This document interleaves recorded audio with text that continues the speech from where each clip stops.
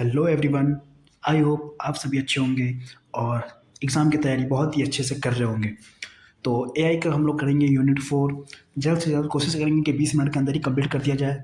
मेरा मोटिव रहता है सिर्फ रिवीजन कराना और जो लोग नहीं पढ़े उनके दिमाग में थोड़ा बहुत कुछ बैठाना उस टॉपिक के रिगार्डिंग, ताकि कुछ भी एग्ज़ाम में लिख के आए उनकी बैक ना लगे। मेरी मोटिव होती है बस बैक ना लगे। जिन लोगों को भी टॉप करना है एग्ज़ाम में वो इस लेक्चर को ना देखें, उनके लिए है भी नहीं है। तो शुरू करते हैं।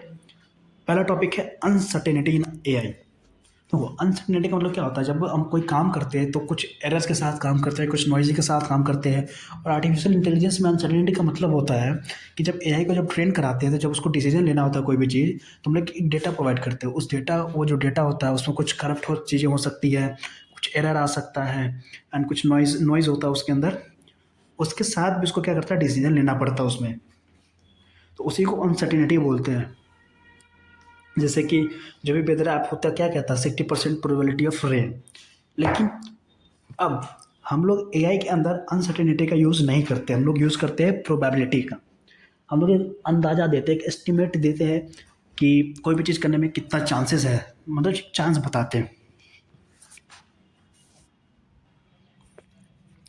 तो यहाँ पे हम लोग अनसर्टेनिटी नहीं प्रोबेबिलिटी का यूज़ करते हैं। अब वाई प्रोबेबिलिस्टिक रीजनिंग, मतलब प्रोबेबिलिस्टिक रीजनिंग का ही क्यों यूज़ करते हैं?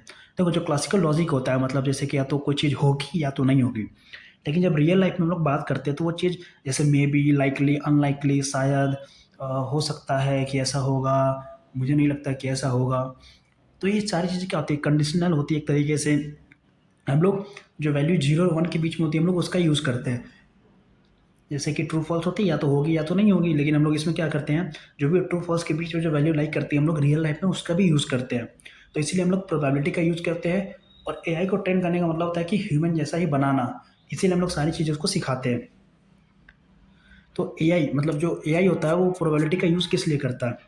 अनसर्टेनिटी को हैंडल करने के लिए, जो भी एरर नॉइज़ी डेटा के साथ डिसीजन लेना पड़ता है उसको हैंडल करने के लिए, जो भी आउटकम होता है उसको प्रिडिक्ट करने के लिए। और जब भी कभी डाउट होता है, जैसे मान लो कि उसको थोड़ा लगा कि नहीं इसमें कुछ ऐसा हो सकता है, तो वो क्या करता है, 70% चांसेस ऑफ डूइंग दिस, ये सब चीज़ें क्या होता है, एक बेटर डिसीजन लेने में उसको मदद भी करता है। प्रोबेबिलिस्टिक रीजनिंग क्या होता है? Reasoning using probabilities instead of absolute truth. मतलब जो एब्सोल्यूट, जो सच्चाई होती है उसको ना बताने के लिए क्या होता है, एक प्रोबेबिलिटी का यूज़ करते हैं, मतलब एक अंदाजा, एक एस्टिमेट वैल्यू को हम लोग बताते हैं। इसमें हम लोग यूज़ करते हैं उसके लिए बेस रूल का। और बेस रूल क्या है, आपने मैथ्स 4 में पढ़ा होगा। तो प्रोबेबिलिटी के लिए हम लोग यूज़ करते हैं बेस थ्योरम का। तो बेस रूल एक मैथमेटिकल फार्मूला है जो कि एआई को बिलीफ्स अपडेट कराना लर्न कराता है। जैसे जो भी उसकी बिलीफ्स है उसको क्या करता है, अपडेट कराता है, नए एविडेंस से मिलाता है। जो भी जैसे पुराना बिलीफ्स है, जैसे यहाँ पे देखो, old believe plus new evidence, मतलब जो ओल्ड बिलीव है और जो न्यू एविडेंस है, क्या किया उसको, दोनों को कंबाइन करके जो भी उसके बिलीफ थे उसको क्या किया, ये अपडेट कर दिया। अब बेस थ्योरम का फॉर्मूला क्या होता है? देखो, probability of hypothesis upon evidence, probability of H, ऐसे लिखा जाता है, probability of H as divide by E. तो एच हमारा है हाइपोथेसिस, एक अजम्पशन होता है, एविडेंस मतलब होता है ऑब्जर्वेशन। तो यहाँ पे देखो क्या फॉर्मूला, सिंपली याद करने का तरीका बताता हूँ। जैसे एच अपॉन ई है तो आपको क्या करना है, probability of E upon H, इसका जस्ट उल्टा लिख देना है यहाँ पे। वो जो यहाँ लिखे एच अपॉन ई, इसका उल्टा लिख दिया ई अपॉन एच। जो नीचे हैं उसको ऐसे इनटू में पी और एच लिख देंगे, और जो ऊपर है ऐसे पी प्रोबेबिलिटी ऑफ एविडेंस ऐसे लिख देंगे। ऐसे फॉर्मूला याद भी हो जाएगा। अब यहाँ पे एच का मतलब क्या है, हाइपोथेसिस अजम्पशन होता है। ये हमारा एविडेंस होता है, जो भी ऑब्जर्व करके जो एविडेंस होता है। पी पी ऑफ एच क्या होता है, प्रायर प्रोबेबिलिटी, मतलब इनिशियल बिलीव, जो पहले का बिलीव था वो P. Probability of E slash H likelihood होता है, मतलब ये चांसेस होने के, मतलब होने के चांसेस हैं। पी एच अपॉन ए पोस्टीरियर प्रोबेबिलिटी होता है, मतलब जो भी अपडेटेड बिलीव्स, जो भी हमारा नया बिलीव अपडेट होकर आया वो होता है यहाँ पे।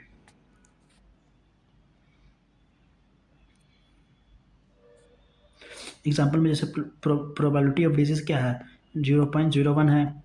प्रोबेबिलिटी ऑफ पॉजिटिव टेस्ट, जो हम लोग निकाल रहे हैं जब इसके रिस्पेक्ट में, मतलब कंडीशनल प्रोबेबिलिटी होती है हमारी ये, कि किसके रिस्पेक्ट में निकाल रहे, पॉजिटिव टेस्ट, मतलब जो भी हमारा पॉजिटिव टेस्ट है और डिजीज। तो प्रोबेबिलिटी ऑफ डिजीज हमें, तो ये क्या करेंगे हम लोग, फॉर्मूला लगा देंगे यहाँ पे। फॉर्मूला लगा के हम लोग यहाँ पे निकाल देंगे सिंपली। बेस्ड रूल क्या है? बेस्ड रूल्स हेल्प्स कैलकुलेट, ये किस में हेल्प करता है? एक्चुअल चांसेस ऑफ डिजीज, मतलब जो एक्चुअल चांसेस है डिजीज के टेस्ट रिजल्ट के बाद कितने होंगे उसको कैलकुलेट करने में मदद करता है हमारा बेस्ड रूल्स। कहाँ कहाँ यूज़ होता है? मेडिकल में, मेडिकल डायग्नोसिस मतलब जो भी डिजीज होता है उसको फाइंड आउट करने में, प्रिडिक्शन करने में मदद करता है, स्पैम डिटेक्शन में मदद करता है, और किसी भी सिस्टम में रिकमेंड करने के लिए इसका यूज़ किया जाता है। अब हम लोग आते हैं बेसियन नेटवर्क। बेसियन नेटवर्क क्या होता है? बेस थ्योरम के तरीके ही होता है, लेकिन ग्राफ के फॉर्म में, और जो भी हम लोग ग्राफ बनाते हैं उसके फॉर्म में इसको क्या करता है? रिप्रेजेंट करता है। ग्राफ के फॉर्म में रिप्रेजेंट करता है। जो भी हमारा नोट्स होते हैं, जो नोट्स होते हैं रैंडम वेरिएबल को शो करता है, ये जो एजेस होते हैं डिपेंडेंसीज को शो करता है, और डायरेक्शन, कॉज या इफेक्ट को बताता है। जैसे कि मान लो कि अगर रेन हुई, जैसे मान लो अगर रेन हुई तो सड़क गीला होगा, अगर सड़क गीला होगा तो क्या होगा? एक्सीडेंट होगा। तो यहाँ पे देख रहे हैं ये हमारा क्या रैंडम वेरिएबल्स है, रोड और wet road, sorry rain, wet road, और एक्सीडेंट क्या है? रैंडम वेरिएबल्स है।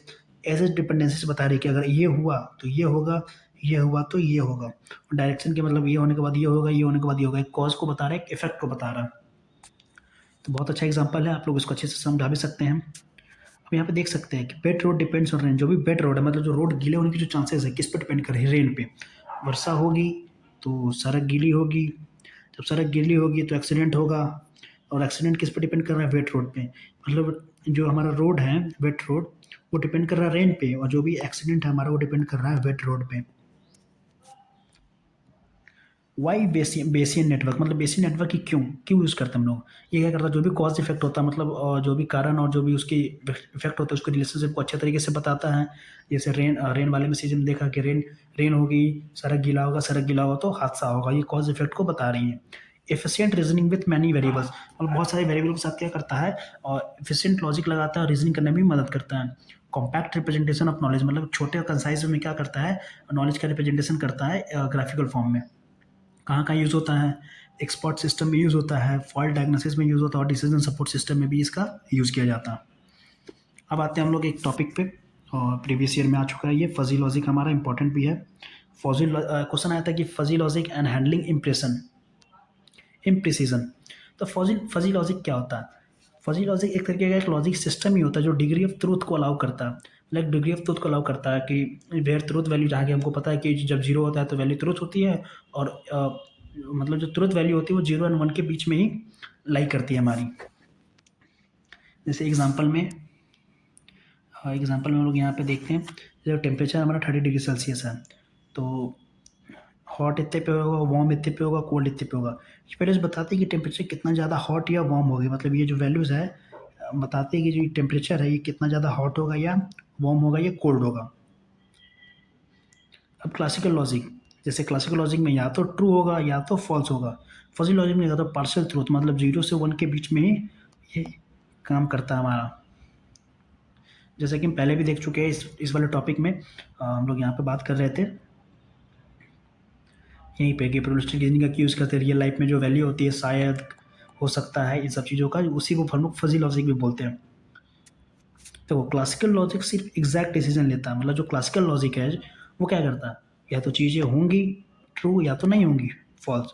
जबकि fuzzy logic human like reasoning करता है। फजी लॉजिक होता है हमारे ह्यूमन लाइक, जैसे हम लोग कहते हैं कि शायद हो सकता है कि वो आएगा, तो ये शायद है, मतलब चांसेस नहीं, एक तरीके की प्रोबेबिलिटी यूज हो रही है, लेकिन जो वैल्यू है 0 से लेकर 1 के बीच में है, ना ही 0 है ना ही 1 है, ना ही ट्रू है ना ही फॉल्स है। तो उस केसेस में क्या करता है? इसके बीच की वैल्यू को यूज़ करते हैं, तो उसी को हम लोग फजी लॉजिक बोलते हैं। अब आता है इम्प्रिसिजन क्या होता है? इम्प्रिसिजन का मतलब होता है जब कोई वैल्यू या कंडीशन क्लियर ट्रू या फॉल्स नहीं होती। इम्प्रिसिजन मतलब जैसे कोई वैल्यू क्लियर, जैसे हम अभी बोला कि उसके आने के चांसेस हो सकता है कि वो कल आएगा, तो हो सकता है, मतलब इसमें जो वैल्यू वो ट्रू या फॉल्स नहीं है, मतलब एक कंडीशन है और वो कंडीशन क्लियर नहीं है। तो रियल वर्ल्ड में बहुत सी चीज़ें प्रिसाइज नहीं होती, मतलब जो भी हमारा रियल वर्ल्ड होता है उसके अंदर जो भी चीज़ें होती है वो प्रिसाइज नहीं होती हैं। जैसे कि एग्जांपल में एक तरीके से देख लेते हैं, temperature slightly hot. Temperature slightly hot का मतलब सबके लिए अलग अलग मतलब निकल सकता है। स्पीड इज मीडियम, मतलब देख रहे हैं ना ही स्पीड 0 है ना ही मैक्सिमम है, बीच में बरकरार स्पीड इज मीडियम, ना ही लो है ना ही हाई है, मीडियम बीच का एक है। अब क्लासिकल लॉजिक में ट्रू 1 फॉल्स 0, मतलब टेम्परेचर इज हॉट या स्पीड इज हाई, ऐसे होता है। लेकिन फजी लॉजिक में स्लाइटली मतलब थोड़ा सा, मीडियम मतलब बीच का। But in real life in between values इसी प्रॉब्लम को सॉल्व करता है फजी लॉजिक।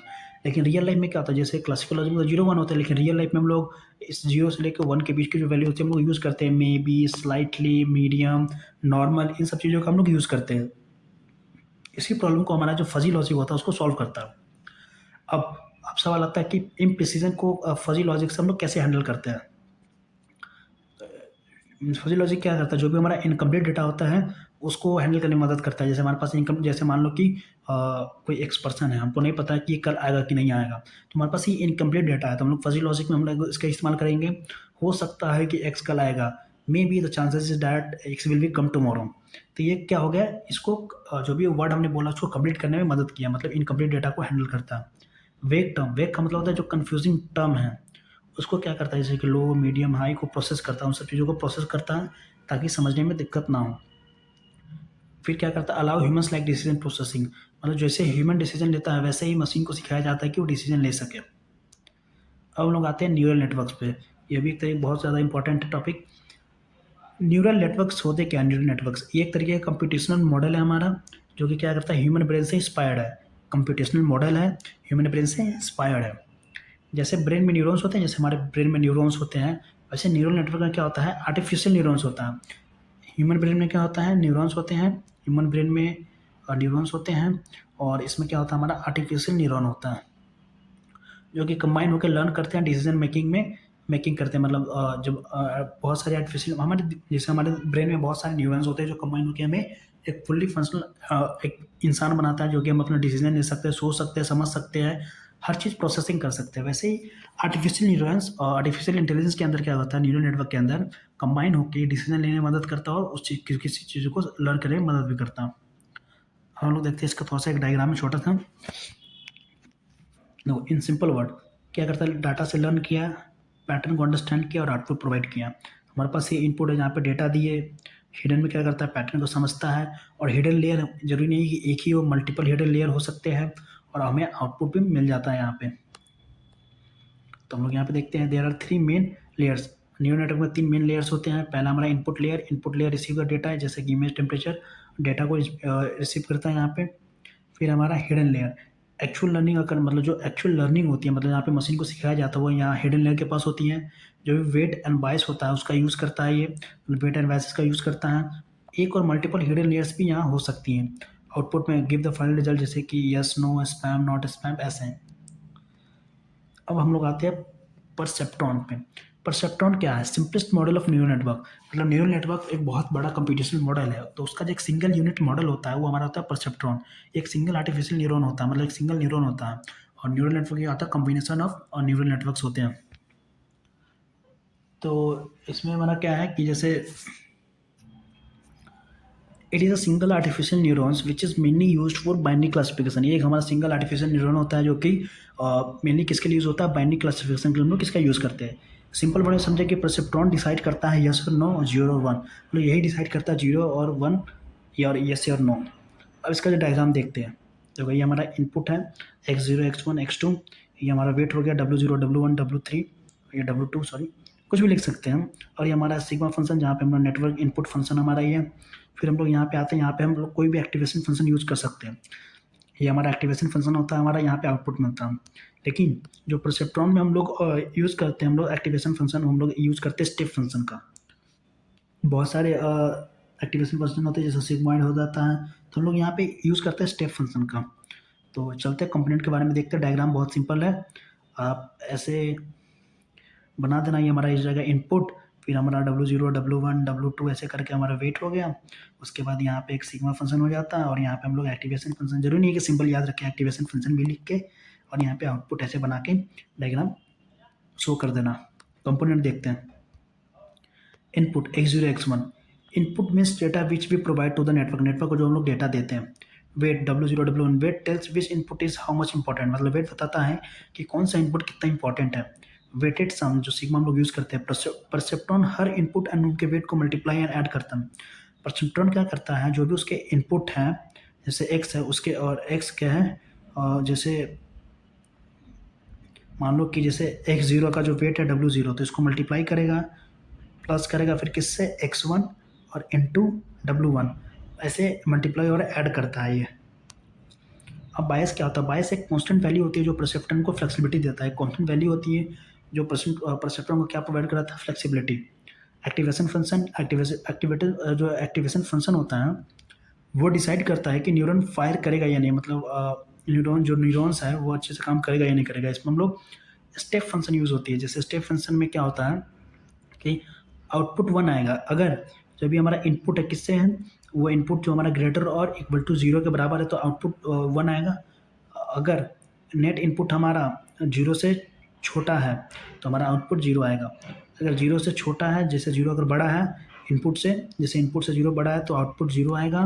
अगर 0 से बड़ा या बराबर में है हमारा इनपुट तो आउटपुट हमारा 1 आएगा। परसेप्ट्रॉन, इसमें आउटपुट क्या होता है? परसेप्ट्रॉन का जो फाइनल रिजल्ट होता है वही हमारा आउटपुट होता है। देखो भैया, इस यूनिट से कुछ आए ना आए, ये तो जरूर आने वाला है बैक प्रोपगेशन एल्गोरिथम। तो ये होता क्या है? बैक प्रोपगेशन मतलब होता है कि हम लोग क्या करते हैं इसमें, जैसे जब जरूरी नहीं है कि जो भी एआई डिसीजन लेता है वो सही ही हो, तो बैक प्रोपगेशन क्या करता है? उस डिसीजन के बेसिस पे बैक ट्रैक कर करके चीज़ों को सही करता है, बेटर डिसीजन प्रोवाइड कराता है। तो बैक प्रोपगेशन क्या है? एक तरीके का हमारा लर्निंग एल्गोरिदम है जो कि यूज़ होता है न्यूरल नेटवर्क को, जो न्यूरल नेटवर्क में यूज़ होता है ताकि जो भी नेटवर्क्स लर्न कर सके अपने मिस्टेक्स, जो भी उसके मिस्टेक्स होते हैं उनसे लर्न कर सकें। जैसे मान लो कि आउटपुट हमारे, जो भी हमारा आउटपुट है वो गलत प्रोवाइड किया तो वो उसका एक रिजल्ट है, तो वो क्या करेगा, जो भी ये एक मिस्टेक कर दिया तो ये क्या करेगा बैक प्रोपगेशन, ये उल्टा जाता है और सारी चीज़ों को सॉल्व करता है। जैसे यहाँ पे हम लोग देख सकते हैं, समझने के लिए लिखा है सिंपल वर्ड में, फाइंड एरर, एरर को फाइंड करता है, आउटपुट पे एरर को फाइंड करता है, उस एरर को पीछे धकेलता है, बैक कर सेंड करता है और वेट को कलेक्ट करता है ताकि आउटपुट सही आ पाए। देखो बैक का मतलब होता है टुवर्ड्स बैक, प्रोपगेशन मतलब होता है फ्लो ऑफ एरर, मतलब बैक की तरफ एरर का फ्लो। अब बैक प्रोपगेशन की जो नीड थी वो क्यों है? देखो जैसे जो पहला जो न्यूरल नेटवर्क होता है जरूरी नहीं है कि परफेक्ट फर्स्ट अटेम्प्ट में परफेक्ट आउटपुट दे दे। तो प्रॉब्लम से इसमें क्या था कि प्रेडिक्शन रॉन्ग हो जाना, जैसे जो प्रेडिक्शन रॉन्ग हो जाता था, जैसे जो भी आउटपुट है एक्सपेक्टेशन के साथ मैच नहीं करना, ये सारी चीज़ें हो रही थी। तो बैक प्रोपगेशन थ्योरम को लाया गया। देखो बैक प्रोपगेशन कैसे काम करता है? एरर कैलकुलेट करता है, बताता है कि कौन सा वेट रॉन्ग है, उसको मिनिमाइज करता है एरर को। अब देखो स्टेप्स क्या क्या है इसके अंदर, कैसे काम करता है। तो पहले तो जैसे हमें पता है कि फॉरवर्ड पास होता है, इनपुट डेटा नेटवर्क में जाता है, जो भी इनपुट डेटा है न्यूरल नेटवर्क के अंदर जाता है, calculated through weight, weight calculate होता है, जनरेट द आउटपुट। ये हम लोग जो नॉर्मली न्यूरल नेटवर्क के अंदर पढ़े या जो भी हम लोग परसेप्ट्रॉन के अंदर पढ़े, देखिए कि यहाँ पे एक्स था हमारा इनपुट था, W0 हमारा वेट था, फिर हम लोग यहाँ पे सम कर रहे थे, फिर एक्टिवेशन फंक्शन का यूज़ कर रहे थे, फिर आउटपुट प्रोवाइड करा रहे थे। तो ये फॉरवर्ड पास में सारा एक काम हो गया और आउटपुट प्रोवाइड कर दिया। अब सेकंड में क्या है? तो यहाँ पे सेकंड में हमारा error calculation, calculate error at the, जो भी हमारा आउटपुट है वहाँ पे एरर कैलकुलेट करते हैं। एरर कैसे कैलकुलेट होता है? एरर इक्वल जो भी हमारा डिजायर आउटपुट, जो भी हमारा आउटपुट आया है और जो भी एक्चुअल, मतलब जो भी डिजायर आउटपुट, मतलब जो भी आउटपुट हमें आना चाहिए, मतलब जो एक्सपेक्टेशन वाला आउटपुट है, मतलब कि जैसे मान लो कि हमने किया 3+7, तो हमारा डिजायर आउटपुट क्या होना चाहिए? 10। जो भी हमारा डिजायर आउटपुट है वो क्या होना चाहिए? 10 आना चाहिए। लेकिन जो एक्चुअल आउटपुट आया, मान लो कि चलो वो 9 आया, तो एरर क्या होगा? 10 माइनस 9, मतलब डिजायर्ड आउटपुट माइनस जो भी हमारा एक्चुअल रिजल्ट आया अभी के टाइम में 9, मतलब एरर कितना आया? 1 का, 1 का एरर आया। जैसे 1 का एरर आता है यहाँ पे, जैसे मान लो कि एरर आया तो हम लोग करते हैं थर्ड स्टेप में बैकवर्ड पास। एरर को आउटपुट लेयर से, मतलब जो आउटपुट लेयर होता है सबसे लास्ट में, उसको इनपुट लेयर की तरफ भेजा जाता है, वापस सेंड किया जाता है। यूजेस द चेन रूल, ये चेन रूल का यूज़ करता है।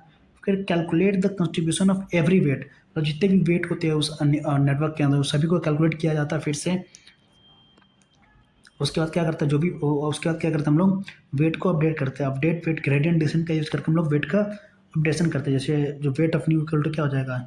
Wait of old minus eta into और delta error divided by delta weight. तो यहाँ पे देखो कि सारी चीज़ें हैं क्या, जो हमारा नीटा आता है स्पीड ऑफ लर्निंग, मतलब लर्निंग स्पीड होती है, और डेल्टा मेरा क्या है? Direction of error. एरर का जो डायरेक्शन होता है वो इसको बताता है। तो यहाँ पे ये ख़त्म हो चुकी है। अब जो एक तरीके से इम्पॉर्टेंट भी है और आता भी है, और ये हम लोग पहले पढ़ भी चुके हैं कि सुपरवाइज और अनसुपरवाइज लर्निंग आखिरकार होता क्या है। तो देखो इसको सिंपली तरीके से बताता हूँ मैं, हम लोग इस पर थ्योरी पे नहीं जाएंगे, जब जरूरत पड़ेगी तो जाएंगे। हमारा देखो मशीन लर्निंग जो होता है, मशीन लर्निंग में क्या करता है, मशीन को ट्रेन करते हैं हम लोग, सिखाते हैं। तो उसके 3 टाइप्स होते हैं। पहला होता है एक सुपरवाइज होता है, दूसरा होता है अनसुपरवाइज होता है, तीसरा तो हमारा होता है रीइंफोर्समेंट। तो रीइंफोर्समेंट सिलेबस में नहीं है, वो फीडबैक बेसिस पे लर्न करता है।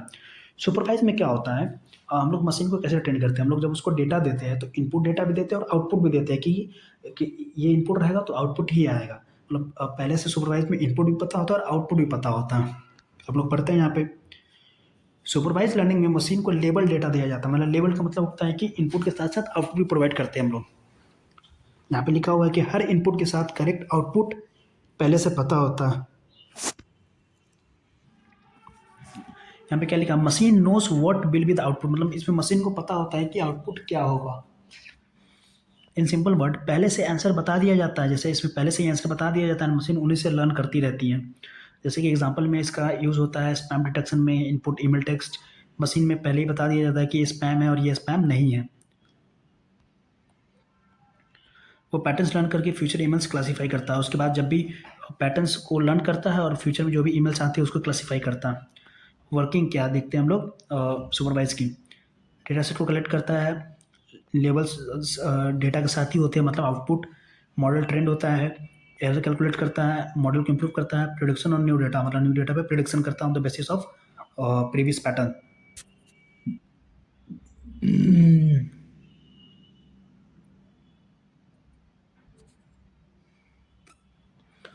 एसोसिएशन में क्या था, फाइंड द रिलेशनशिप बिटवीन, जो भी डेटा होता है उसके बीच में रिलेशनशिप को फाइंड आउट करता है हमारा एसोसिएशन।